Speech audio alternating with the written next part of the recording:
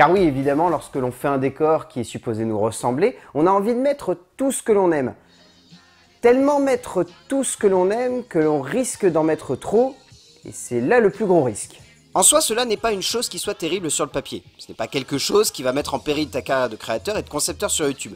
C'est simplement que tu risques de surcharger ton image et donc, finalement, en un sens, de perdre le spectateur qui va débarquer et qui va, plutôt que de chercher à te comprendre et cerner ce que tu vas raconter, se concentrer uniquement sur ton décor. Il en ressortira des bonnes comme des mauvaises choses de cela, mais en tout cas, ce n'est pas vraiment une bonne idée que de construire un habillage qui soit un peu trop lourd, car dans ce cas, le risque, bien plus que de simplement le surcharger, ou de ne pas le rendre lisible pour le spectateur, est bien plus grand, car il concerne finalement ta personnalité et ce que tu cherches à transmettre par ta présence sur YouTube.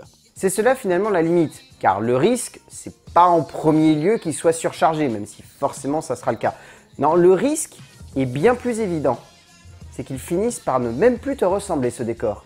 Ce qu'il faut que tu te dises, c'est simplement qu'il doit y avoir une synthèse de ta personne, une forme de condensé total et intégral de ce que tu veux montrer de toi sur la toile. Une affiche, un CD, un ordinateur si besoin, mais surtout ce qu'il faut, c'est qu'il y ait une idée de toi. Comme si par exemple, par le biais de ton décor, tu devais te présenter à un inconnu en ne racontant que l'essentiel de ta personnalité.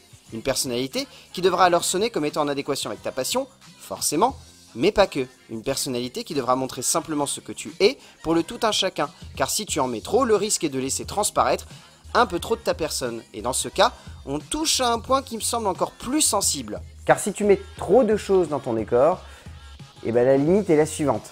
C'est que tu vas confondre vie privée et vie sur YouTube. On aura l'occasion d'en parler dans une prochaine vidéo, mais ton décor étant ta personne, et finalement par ce décor, tu t'exposes à peut-être des milliers de gens si ton affaire marche. Il risque d'y avoir une forme de trop grande expression de quelque chose que tu veux garder pour toi. Un peu comme si tu laissais ouvert ton historique Google alors que tu veux organiser chez toi une petite soirée entre amis. Et croyez-moi, j'ai déjà vu ça chez quelqu'un. Plus sérieusement, ce qui doit ressortir de tout cela, c'est surtout que ton décor est toi. Donc tu dois faire attention à ne pas trop en faire, pas uniquement pour l'image que cela donnera, mais uniquement pour le trop plein d'informations qu'il y aura à l'écran, mais surtout parce que tu dois te protéger de ce que ton décor pourrait renvoyer de ta personnalité. Suite à cela, une autre réflexion vient tout de suite et semble intimement liée à cela. Comment faire en sorte que ton décor finisse par te ressembler ?